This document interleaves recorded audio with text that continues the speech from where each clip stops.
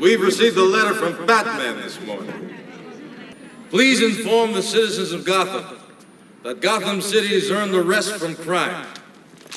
But if the forces of evil should rise again to cast a shadow on the heart of the city, call me. Question. How do we call him? He gave us a signal. Hi, this is Michael Uslan. You're listening to Batman on Film.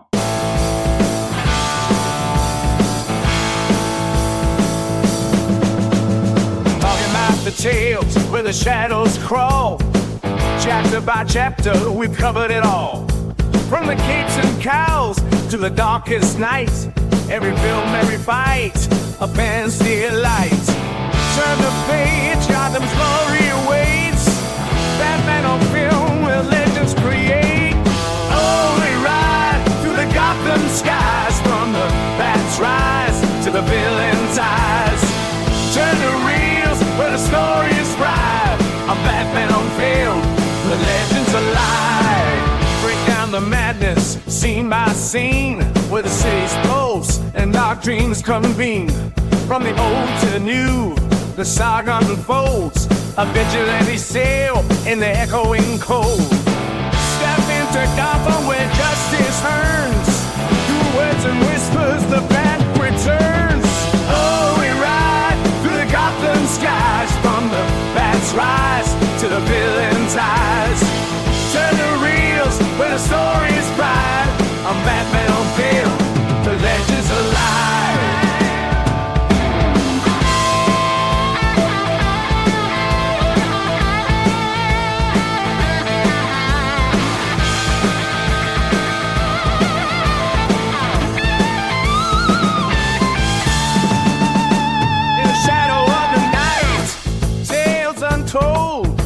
Pages turn as the saga unfolds. Join the journey in this timeless quest. Batman on film stands above the rest. Oh, we ride through the Gotham skies. From the bat's rise to the villain's eyes. Turn the reels where the story is bright. I'm Batman on film, the legend's alive.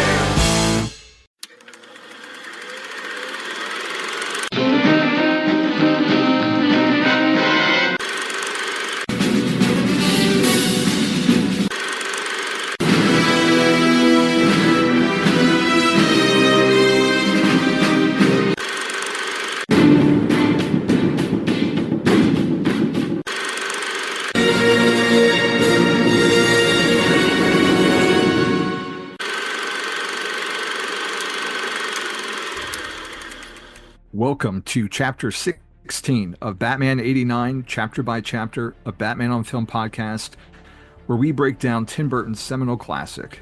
I'm senior contributor Javi Trujillo, and joining me today is a thief and a terrorist. On the other hand, he has a tremendous singing voice, Bill Jett Ramey. Coach, where do you get those wonderful toys? Amazon. Yeah. Mostly. Then was McFarlane, but then they're losing their license. But my Target is not eBay. Good when it comes to those things. Like, I never find the ones that I want. It's always the ones that I couldn't care less about. So Amazon. Not plugging My Amazon. This go-to. is not. I've got no gig with Amazon, but or McFarlane. Sometimes I order directly. Yeah. If I really want the thing to get I don't like right away. about McFarlane is the shipping is outrageous. Yeah. Amazon got Prime, so it ships free, quote unquote. So anyway, wherever I can find them, that's where I get these toys that are all over this office as I look around.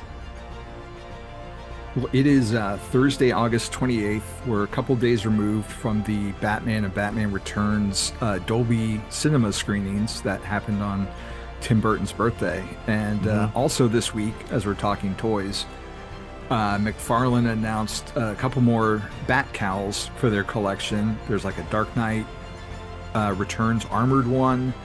I think there's a Greg Capullo Batman one. And then, while I bring it up, there's a Batman and Robin George Clooney. Yeah, cowl. You sent that to me. I got to get all these movie live action cowls before they're done. Yeah. Wish they'd focus on that.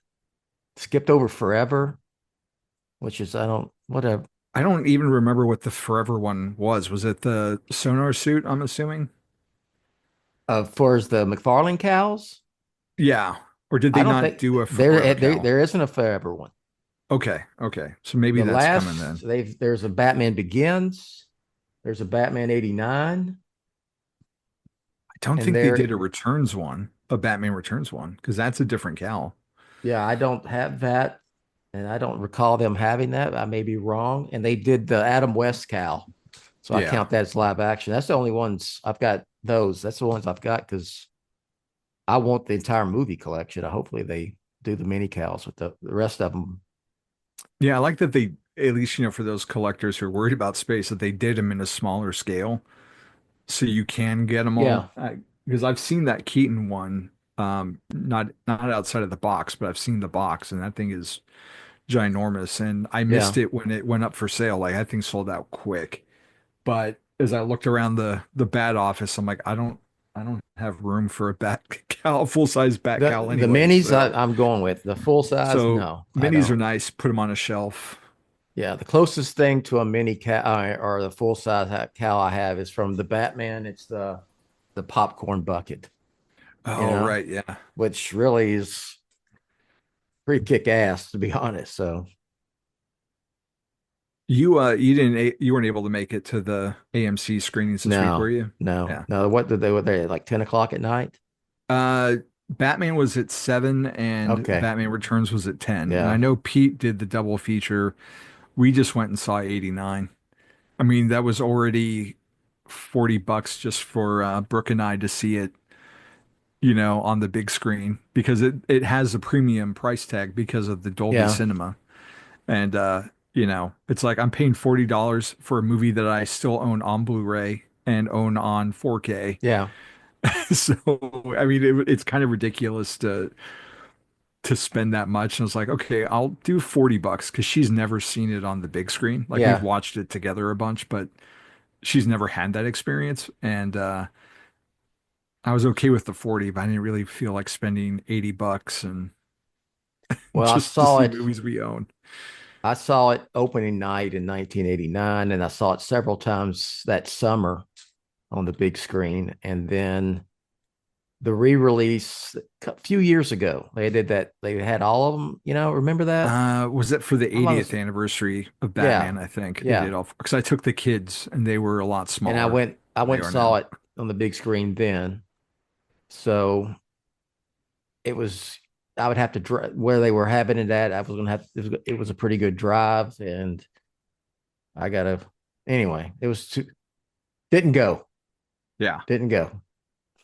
Well, there were a lot of trailers for old movies that are coming back to the big screen, like Apollo 13 and Jaws and Okay. Casper, which has animated Catwoman Christina Ricci in it Yeah. back 30 years Yeah. ago. But it was a very odd mixture of old movies being shown again and newer things. And our crowd was, I'd say, about 75% full, which I think is pretty good for a Okay. Monday Well, night, you know, Monday uh, night, a film that's 36 years 6 years old. old. Yeah. Yeah. So I thought that was good. Well, it But speaks to the power of Batman on film yeah. amongst the general audience, But I mean, comparing experiences like Superman, almost 2 months prior at the same theater, totally different where there are lots of people and like pretty much everyone was in a Superman t-shirt. This was like maybe half of the people were in Batman shirts. It definitely it wasn't that opening weekend of 89, where Yeah.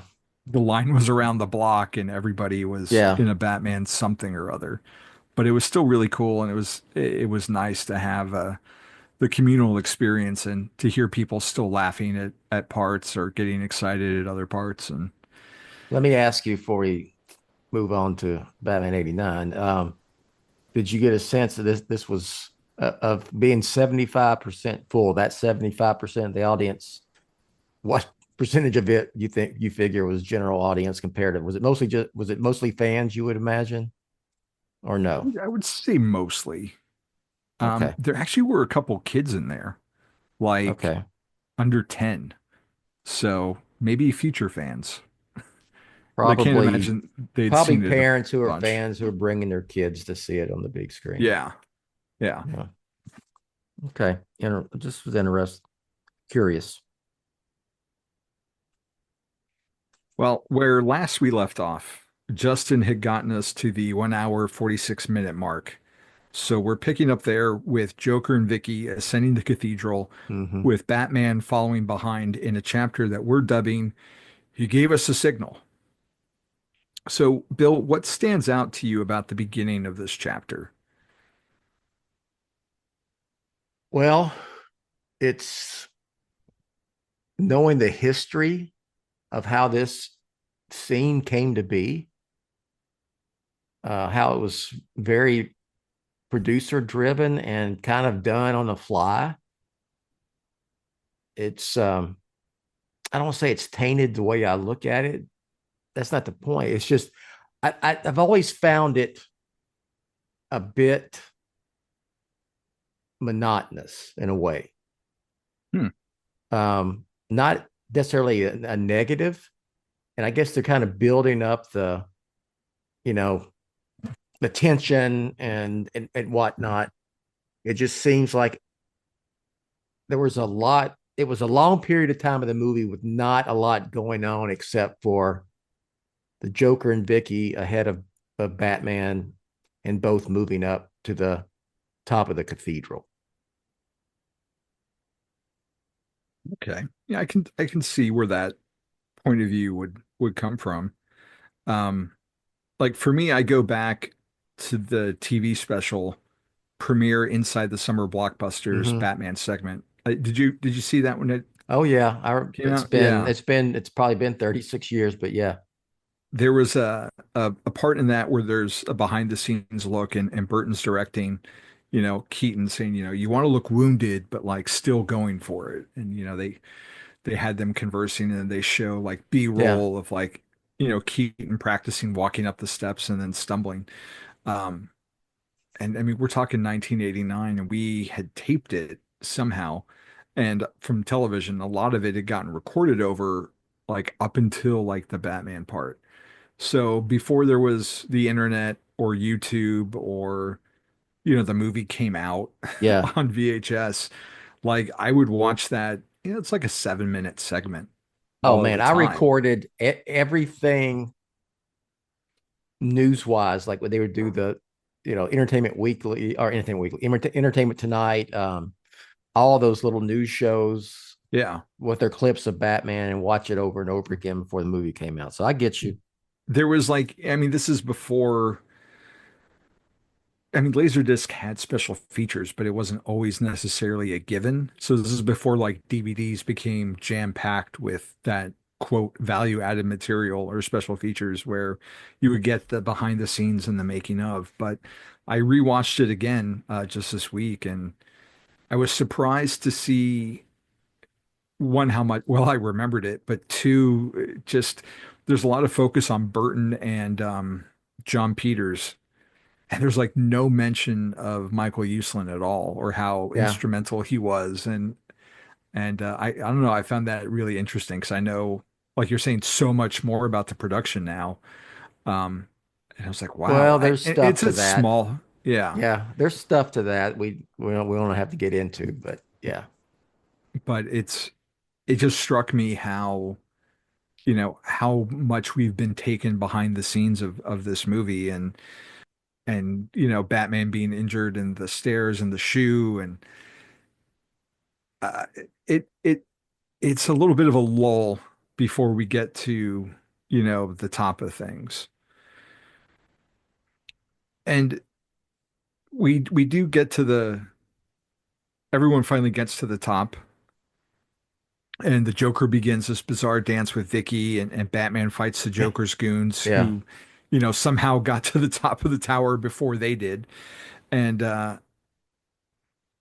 as far as like set pieces go, where does this one rank for you amongst the others in the film? This cathedral top battle between Batman and the goons. Uh, I know it's the climax. I think there are other moments, set piece, action pieces in the film that I like better, like the at the museum, you know, Mhm. um, even on the street when Batman's fighting Joker's goons and has Vicky, you weigh a little more than 108 and all that. So I put it below that. Those, and again, I'm not saying I'm not saying it's a negative. I just other parts of the movie I like better than this particular segment.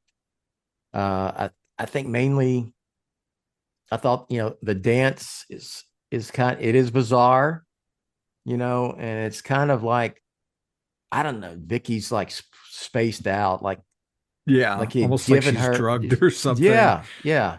Yeah, And just being dragged it's along. just like there's these one-liners, from Nicholson's Joker.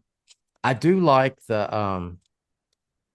you know, there's visually there's one of the best shots of the film of Keaton as Batman when he's up there and he turns around and the camera pans up real quick to his Yeah.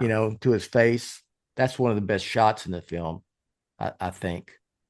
It's just it just seems like it took a long time to get to what it ended up. We know what it was, the confrontation between Batman and the Joker.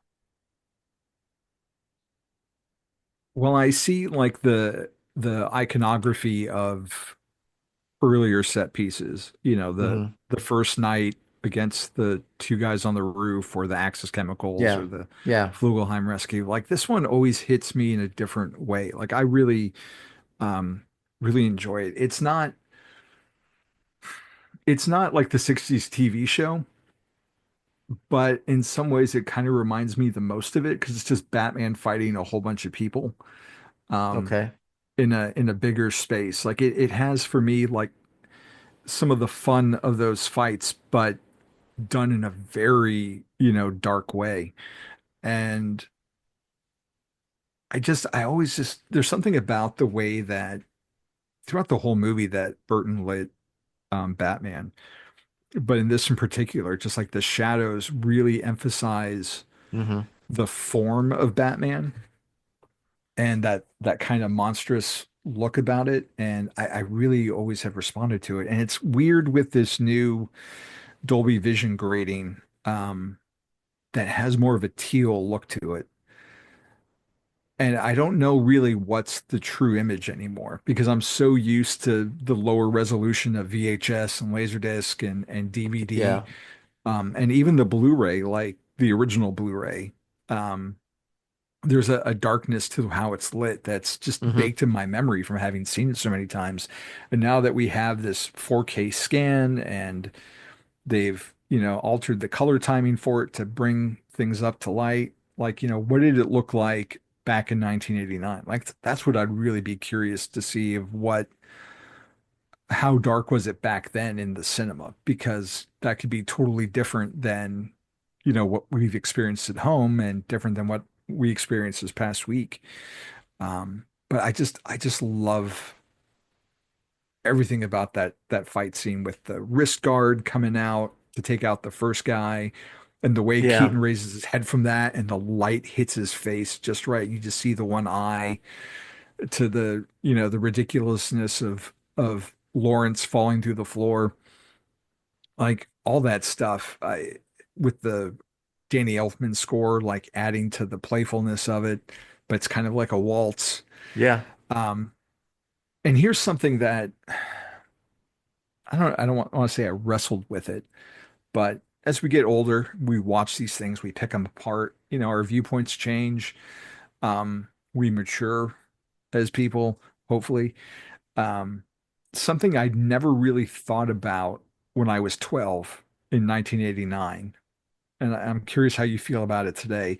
How do you feel about Batman killing here? well, same as it's in line with this this take on Batman.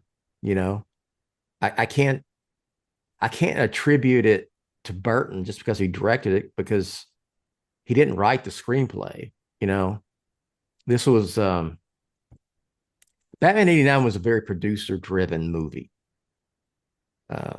And a lot of decisions that were made weren't Burton's as far as story.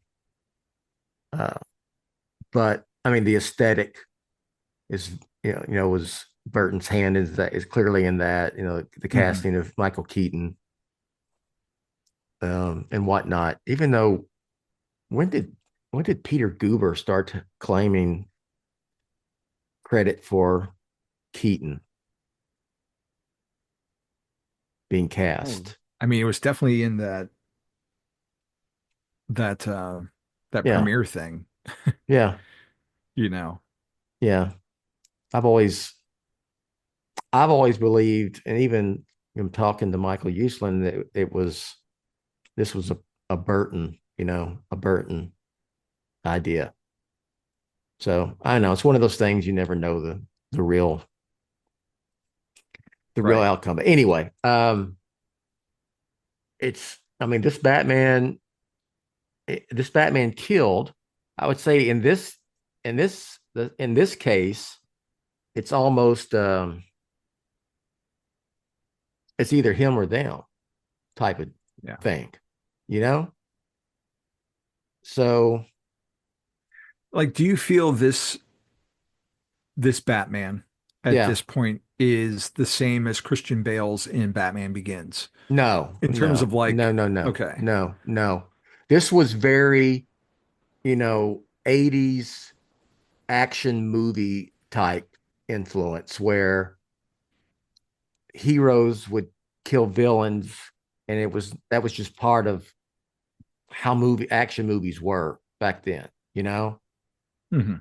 And there is, even though there's a timeless aspect to Batman '89, and because the film has the aesthetic of being timeless and whatnot, there still is a dated aspect of what these movies were like, action movies were like at that point.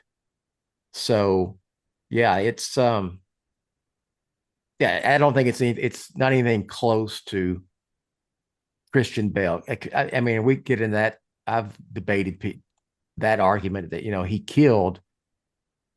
he's not an executioner. Yeah. I'm not going to get in Batman Begins because you're currently Right. through it. We're going through it here in Batman on Film.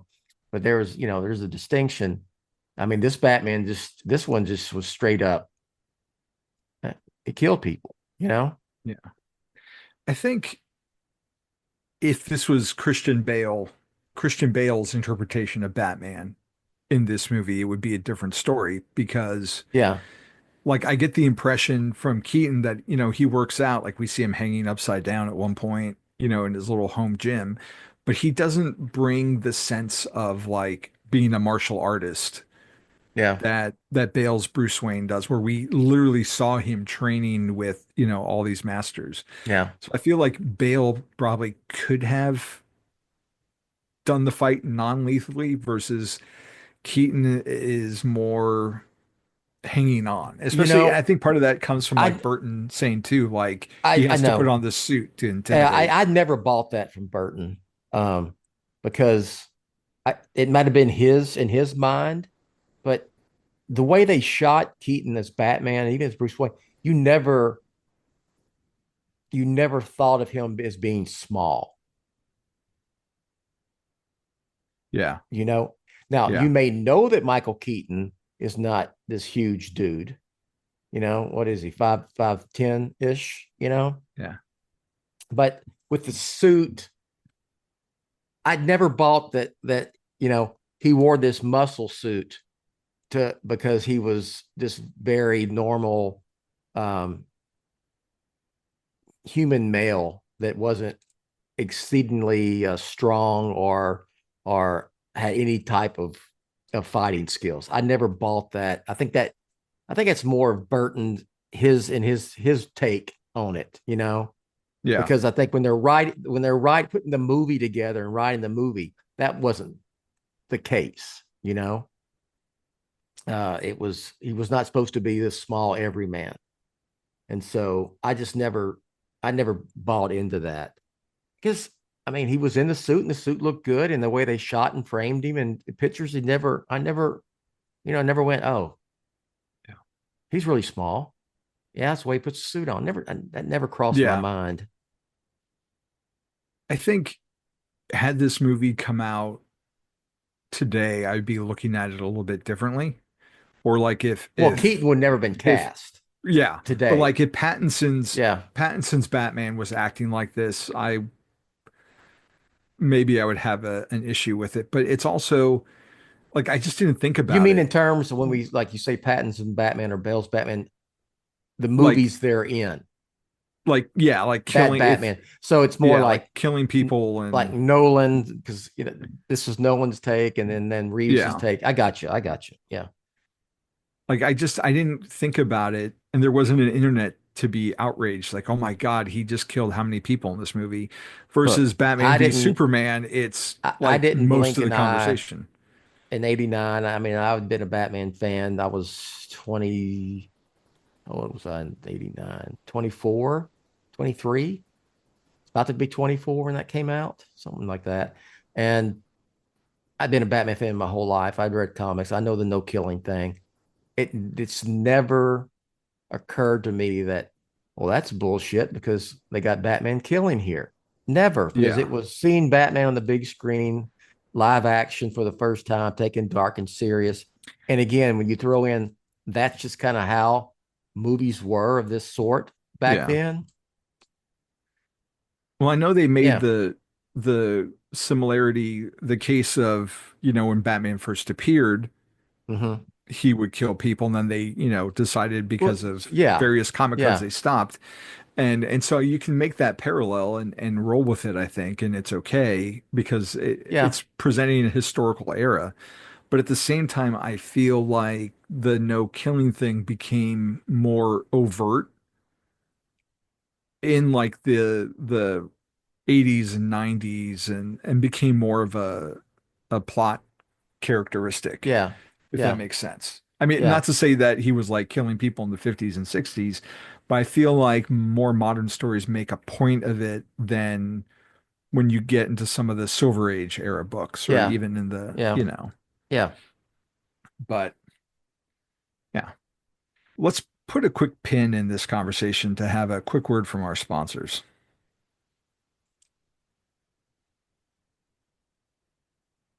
So finally, Batman's disposed of everyone. Vicky notices him walking in the background and does a little distraction for the Yeah. Joker, which still played well when we saw it this week. Um, and so we have Batman and the Joker facing off once again, or finally, and he's throwing the Joker around, punching him, hitting the guy with glasses, all that good stuff. Just the intensity that Keaton brings here of, I'm going to kill you. Like, I mean, that excited me as a 12-year-old, just seeing like this was a dark Batman. This was not Adam West at this point. Um, and something I was asking, Brooke about after we saw the movie again, and I know it gets touched on in the Batman Resurrection book. What did you make of the Joker's line? I was a kid when I killed your I parents. was just thinking of that. Um, I think at the time it was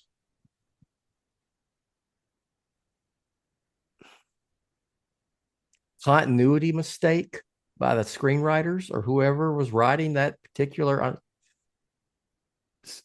There would have been no indication to Jack That he knew. Napier that he Yeah. knew that he had killed Bruce Wayne's parents and Bruce Wayne was Batman.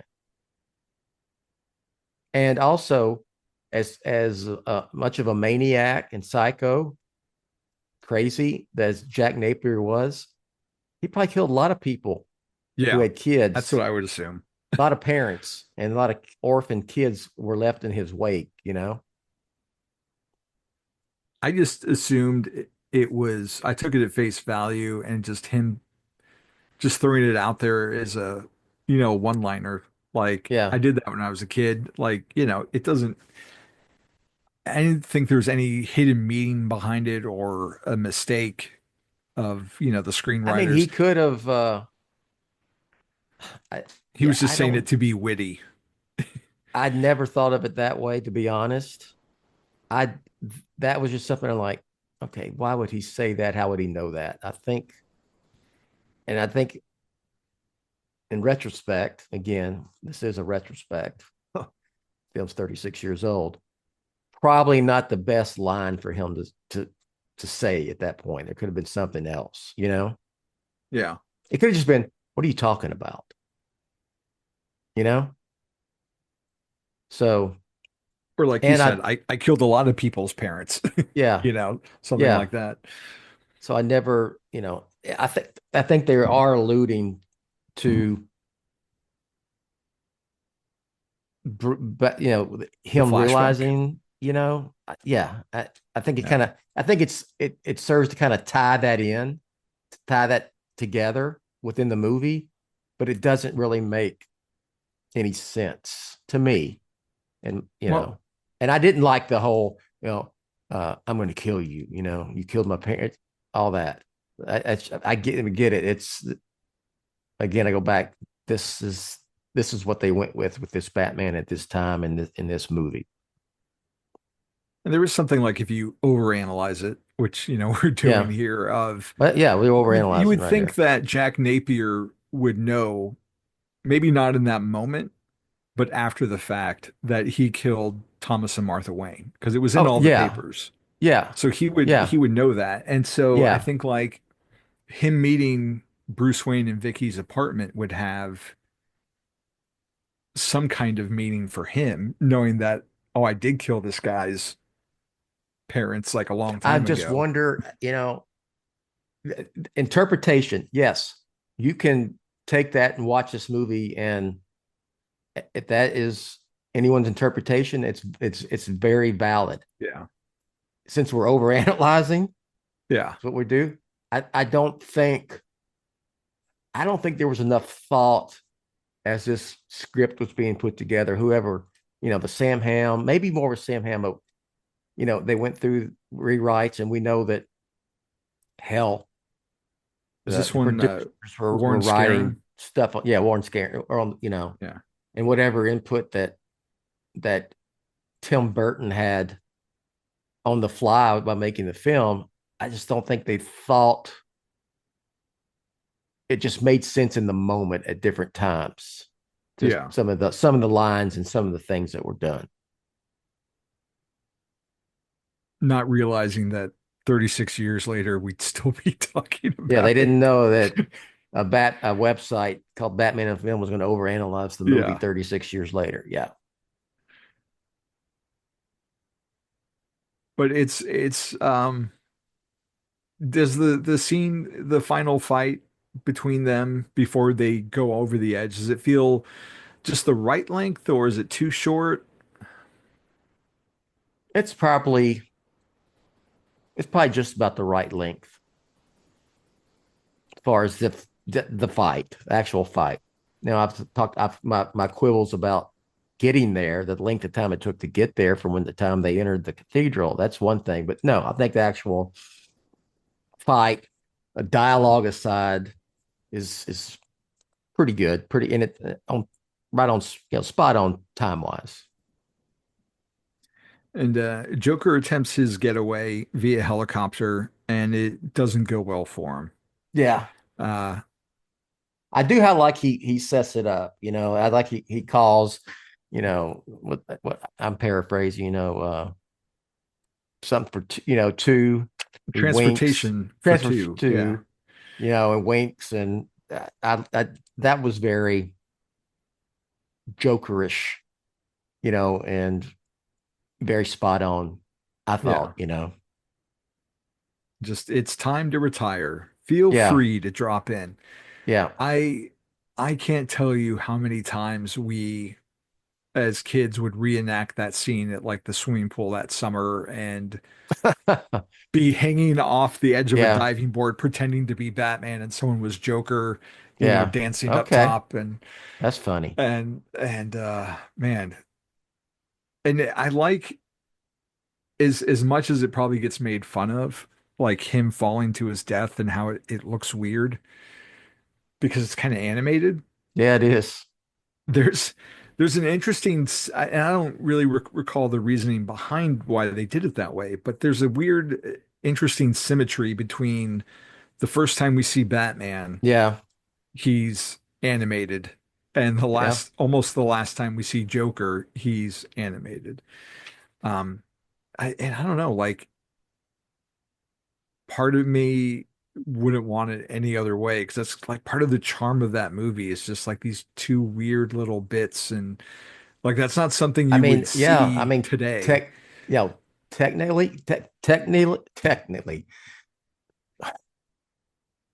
it is a form of technology.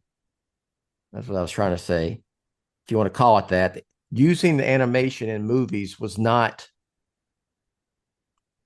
it was still, that was how it was commonplace for a long time, you know? Yeah.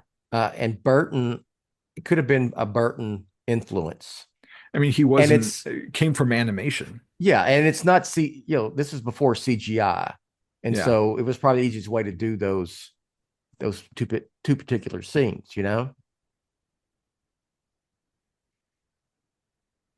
I don't know. I was wondering how it would play this week, and it didn't get like a nervous laughter Because reaction, like you know. in reality, they're not going, we're going to make this animation and we want it to look like it's animated on purpose. That's just the way they had to do it, you know? Yeah. Just like when Batman and Vicky fall, you've got the rear Yeah. projection behind him, and then at one Yeah. point when we go to the wide shot to see the cathedral, like I can tell now, like they're dummies Yeah. that Yeah. are dangling, in front of a Yeah. model. And I mean, that's part of the charm of this movie is how tactile it is. Yeah. You know, we're not, you're not looking for, or maybe you are looking for seams, but the seams are different than what we're not looking for, like Yeah. digital seams. And this is on a volume or, a green See, screen where it doesn't yeah, feel real. people at that time watching, and I was grown, kind of, but I didn't think anything negative about it. That's just the way it was This is the way then. it was. Yeah. And, so I don't go back and nitpick it. This is, that's become more like today we see, oh, that CGI looks fake as hell, stuff like that. Yeah. But this was clearly animated, but that was part of the movie making process. How else were you going to do it? Yeah. Then? So, yeah. Like that cathedral did not exist. Yeah. There's not a real Yeah. one that you could visit. So, and even, if you want to be like nitpicky, Joker would not look like Joker did when he landed. Like that's not what Yeah. would happen if someone fell No, from that height. no, But no. it's a PG-13 movie, and you have to give it some grace. Like in the older Bond movies, when someone gets shot, there's not a lot of blood flying everywhere. They There get wasn't hit, blood they fall flying down, in the Dark you Knight know? trilogy either. So, Yeah. So, yeah. I mean, you have to give some artistic license because of ratings and everything. I will mention, because we're going to move on to the Joker falling, but I do like when he's doing the dance on the gargoyle and he's kicking it Yeah. and the pieces fall off. It's almost like, I wondered if his reaction was almost ad lib. It was like, that kind of, Oh, yeah, where he kind yeah, of grabs onto the ledge again. yeah, and kind of Yeah. darts his eyes, Anyway, then That's a good question. there's he shoots the grapnel to keep him from taking off, up there. So there we are at this scene that I'm sure people, well, we're going to get to whether the Joker should they have killed the Joker off or not. And I get, That was my next question for you is, Yeah. what precedent did this set for superhero movies going forward? Probably a lot. Um, even even in Superman the movie, he took Lex and Otis to To prison. jail. You know, now you can argue like in Superman 2, he threw uh, General Zod and what was his name? Non and Ursa. Non and Yeah. Ursa, yeah, into that But pit. they filmed Yeah, I them know. being arrested, and it was in the Exactly. TV Yeah. version.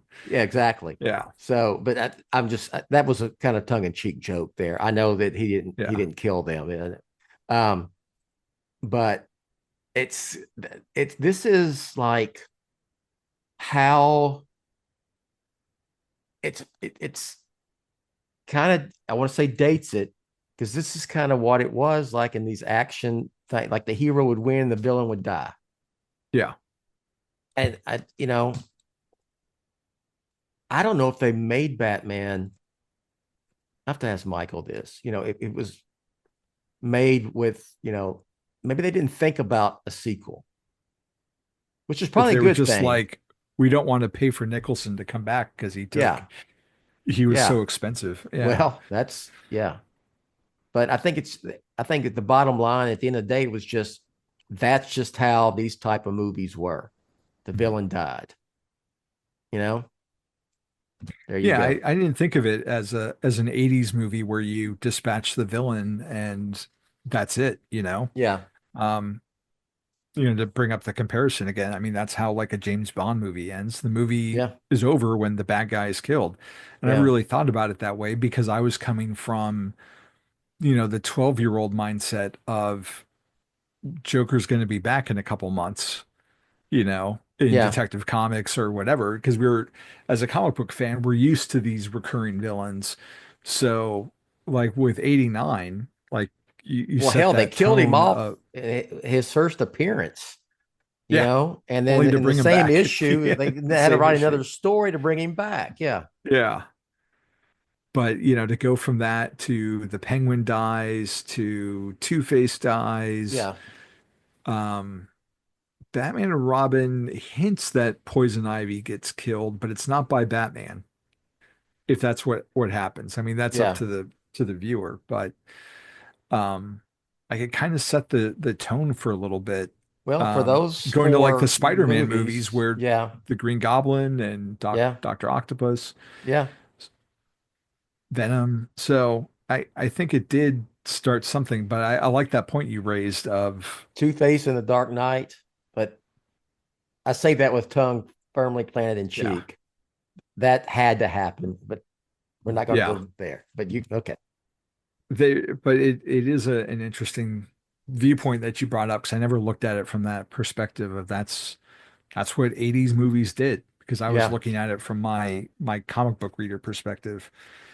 So, moving on, the bat signal gets introduced. Yeah. Did you read the comics adaptation? I did. Yeah. What did you think of the little extras we got in this scene of Knox I being under the Batman suit? um that was like actually part of, I think they filmed that, but they didn't use it. It was in the script that was cut, Mhm. but it was cut from the final cut of the movie. Um that's right up there with, even the Robin scene. You don't get it in the comic book adaptation, but there is Yeah, that Robin scene. on the DVD, yeah, Yeah. where it was voiced. Yeah, and they cut that out and didn't film it. Um I thought the ending was pretty damn good. That final, the speeches, you know, it's a little dramatic, the letter Yeah. that Batman writes to the citizens of Gotham Yeah. was a little Question: how do cheesy. we call him? Yeah. Yeah. So, what is it? If the forces of evil rise again to Rise threaten the again. city, Yeah. yeah, call me. Yeah. Question: how do we call him? He gave us a He gave signal. us a signal. They're ready. Yeah, ready to unveil it. I Yeah. love, the music's great. And then you have the scene with Vicky and Alfred. But the Yeah. final scene, of this movie, of this chapter that we called, he gave us a signal. I really like it altogether. Well, this time I was wondering, like, where is Vicky going? Like, she says goodbye to Knox. She's walking Yeah, towards the camera off into the distance. Alfred's way behind her on the yeah. side of the road, and he's just kind of letting her walk for a little bit until, Well, they got, the camera yeah, demands it. And he's like, he doesn't even like honk, and she just kind of realizes, and he's like, I got champagne for you. And as the film ends, with Bruce working late, the camera pans up and we see Batman on a rooftop with a bat signal hmm, beckoning him into action once again. And as time has gone by, more attention has been given to Carl Newman and his contributions to performing as Batman in the film. And it's him in this final shot, not Keaton in the suit. How did you learn about him, and how vital do you think he is to the film's depiction of the character? well, I'm not as knowledgeable, obviously, as you are, other than I'm familiar with what you're talking about. I not doesn't affect me if that knowing that that's him in the shot, because I don't think there's any other reason. Maybe they needed that. Maybe that was a second unit thing, and they just needed that shot. Keaton was too busy Eh, doing something else. So yeah. I yeah, Going back I to, don't. like, Yeah, the I perspective tend. of, Yeah, go ahead. I was just say the perspective of as a kid, I knew of stuntmen, obviously, but Yeah, there's a good portion of it where I assumed was Keaton all my life. Like, oh, this was him in this shot. This yeah, was him. And as the resolution has gotten better and the TVs have gotten bigger, it's like, oh, that is not Michael Keaton. I thought it was this whole time. And Carl Newman's got, a social media presence yeah. because he was a dancer that got hired in to, like, bring, like, movement to Batman and kind of help with all that. And he's like Ballet Bat 1989, and he's constantly posting pictures of him on the set and stuff that was him. So that's been interesting to follow over the years of being like, oh, well, I thought this Is bit that was Keaton. And too much of knowing how the sausage is made for you? um, I don't, it doesn't ruin the movie for me, Yeah. but it's interesting to know that I was giving maybe credit to the wrong person this whole time Okay. in my Yeah. mind. But it doesn't take away from the power that I feel when I see those images, Yeah. you know. Like it doesn't bother me that that's not Keaton that we see at the end. Yeah. Um because, like, the first gun barrels that you see of the opening of the James Bond movies Hmm. aren't Sean Connery, it's Bob Simmons, stuntman. Like, the first three movies, it's not until Thunderball that Sean Connery gets to film the gun barrel that we all know of when Okay. a James Bond movie opens. So it's kind of like that. I think it's been really interesting just to parts that I really loved were not who I thought it was. And Yeah. how It's much that interesting he from a brought to the role and has historical. been uncredited Yeah. for. It's interesting from a historical standpoint. I just, as a fan, I go, that's just to me is part of the movie making process. It's Yeah. part of the movie making magic. So I don't, I pretend like I don't know the magic trick. If that makes I don't sense. I don't assume that every shot of Christian Bale in the Dark Knight trilogy is Christian Bale. Yeah. Um, but then when you do see these behind the scenes shots, like Bale in a harness, but on that building in Hong Yeah. Kong, you Yeah. know, Yeah. that's really intimidating. So, you know, anytime any of these guys, put themselves out there like that, I think is pretty cool and Yeah. just adds to For the sure. verisimilitude of everything. Yeah. But that is Batman 1989, and then it takes us out in to, like, these Prince songs for the credits. Yeah. And how often do you listen to that Prince soundtrack? Not the score, but the Prince music. Not Did you listen to often. it a lot back in the day? Yeah, I had the soundtrack or the album, the Prince. Um, Trying to think of what I had it on.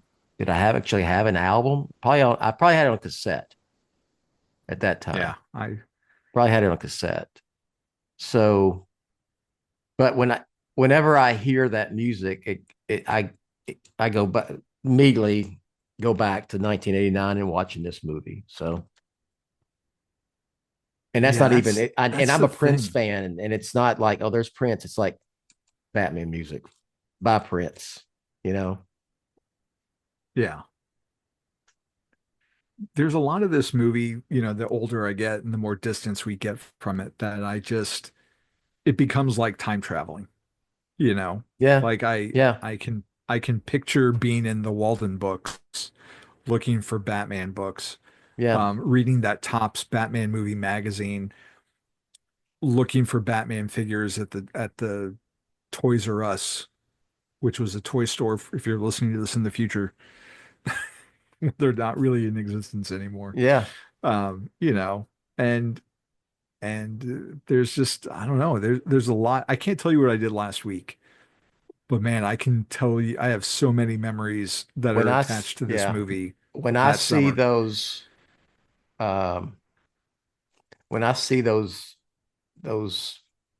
old clips of the lines to see the movie, and how big it Yeah. was and the premiere, and they showing people talking about seeing the movie, that is a time capsule that I am very I'm thankful that I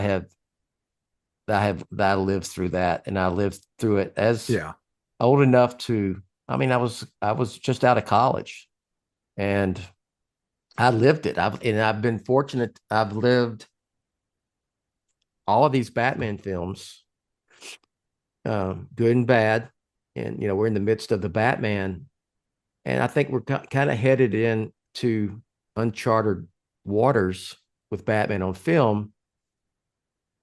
I and I hate this. I'm not trying to be a downer at the end of this episode, but I think we're not going to have that again.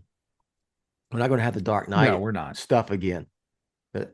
And we're getting to a point where when Batman does go into the public domain, and it's going to be different. It's going to affect the Batman film franchise more than I wanted to admit or hoped at one time. So to be able, yes, I'm older now. I'll be 60 in October, but I can also say I'm fortunate.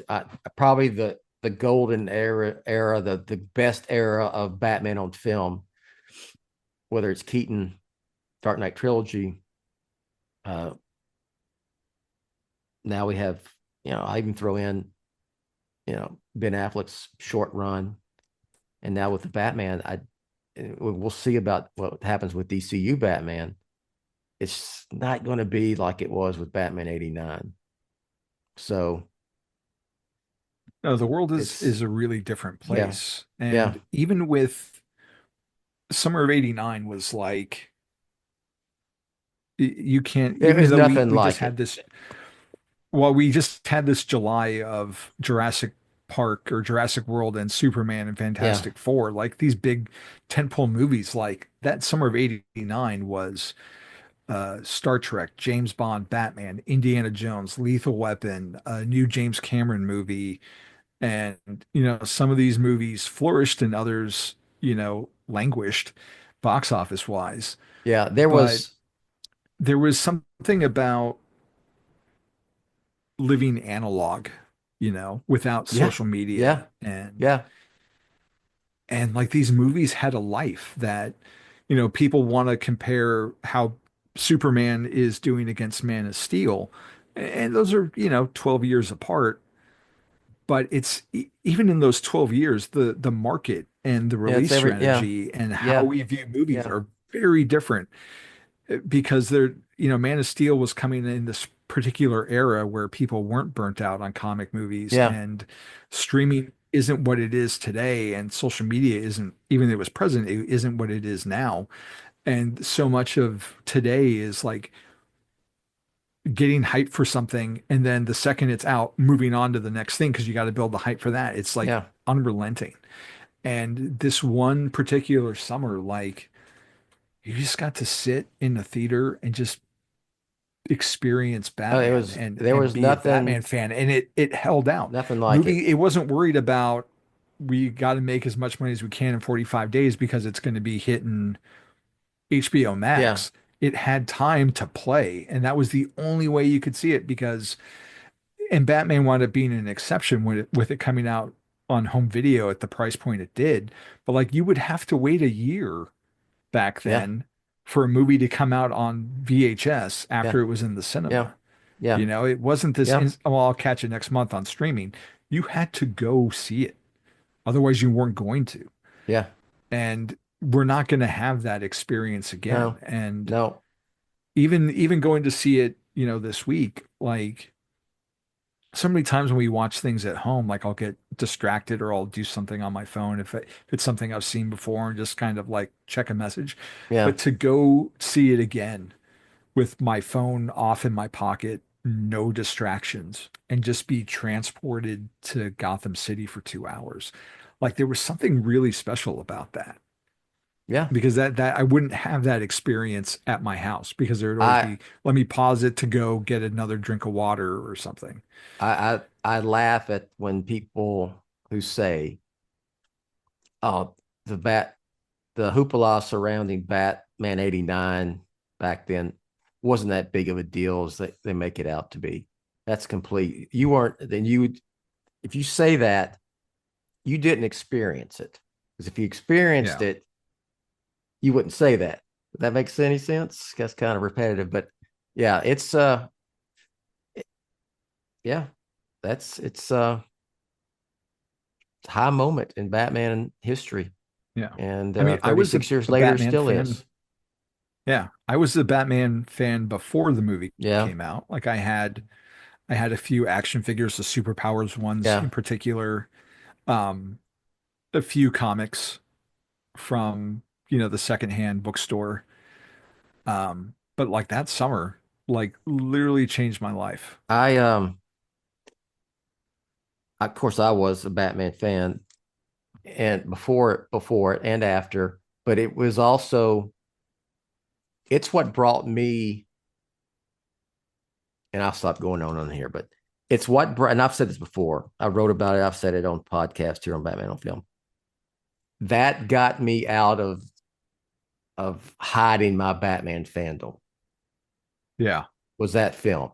That's how much of a difference it had, because after that, it was acceptable and it was cool to Yeah. have a Batman shirt on or be a Batman fan or say, yeah, I read Batman comics. Because before that, I kept that on the down and low. Like Yes. I Me too. Walden Books. I went to Walden Yeah. Books and I'd stand there and read comics off the rack and put them back.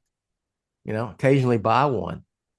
So yeah, it's what eventually spawned this website because I became such a fan of the Batman film franchise. So there you go. That's all I got. It's a great movie. It's a fun experience.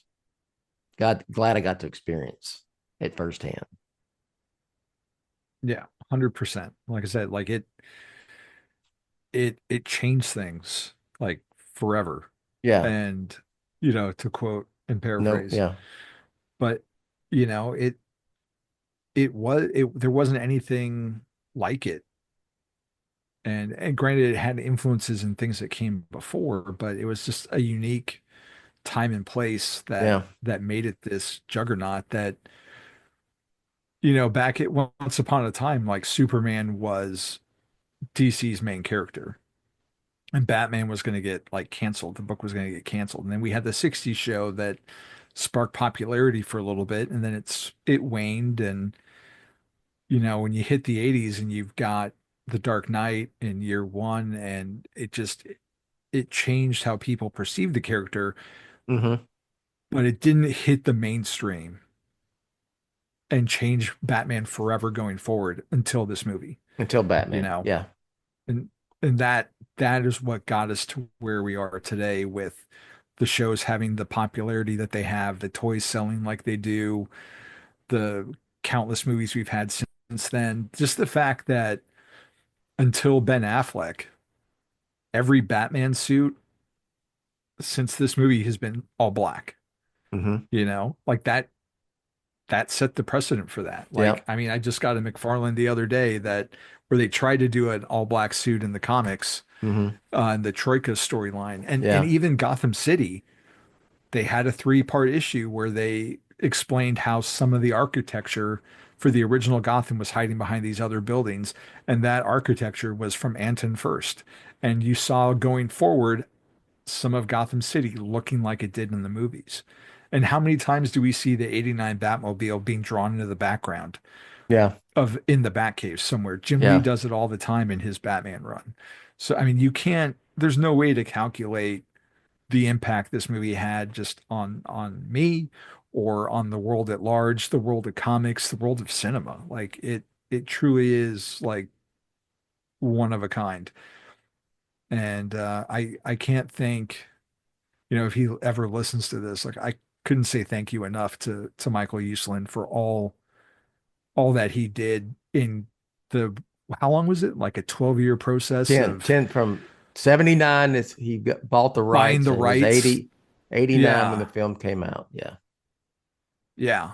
All that hard work and struggle of trying to get it legitimized at like Indiana University and teaching a course and getting us to this point. Like you and I would not be talking if it wasn't for the impact of this movie. No. Like I wouldn't that's- know who you yeah. are. You know? Exactly. Exactly. And how many friends that I've made because of, you know, Yeah. the website you did and how I talk to these people on a regular basis Yeah. that I've met now. But, you know, we all live in different parts of the country, Yeah.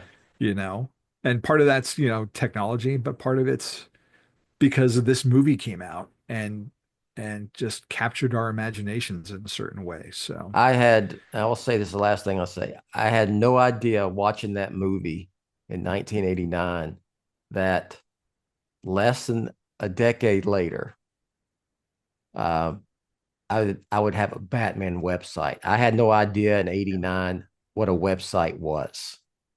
And so in less than a decade, I had a Batman website, and then not tooting my own horn, but there's a Batman on Film, not me necessarily, but the website. I never thought I'd have it be associated with anything that has a place in Batman history. Very Yeah. small place, but it has a place.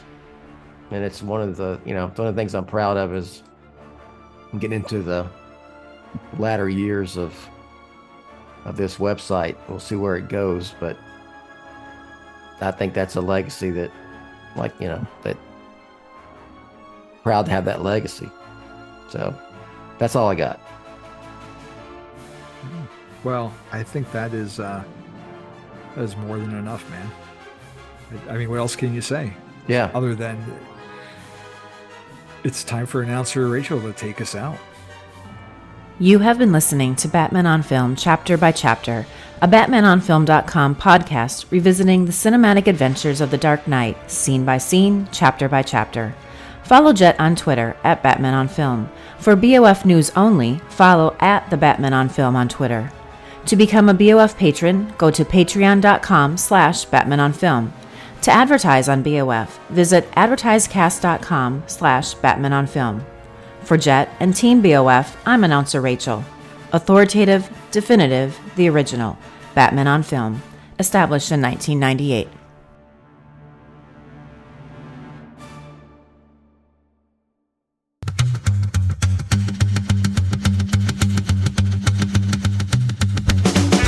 Batman flying night sky. Jett had a dream, now we're flying high. Since 98, it's been online.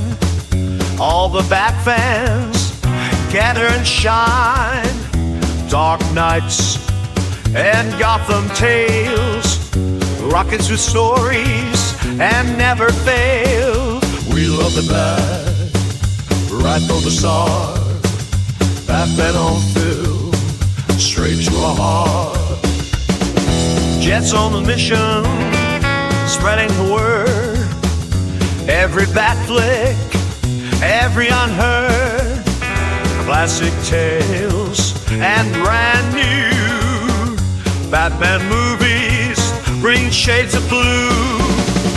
From the Joker's laugh to the hero's call, Batman time, standing tall. We love the bat, right from the start.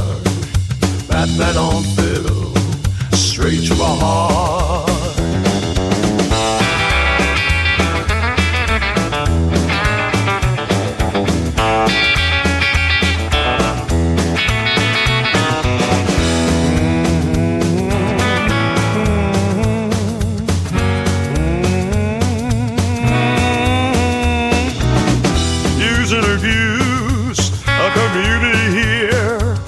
That family full of cheer.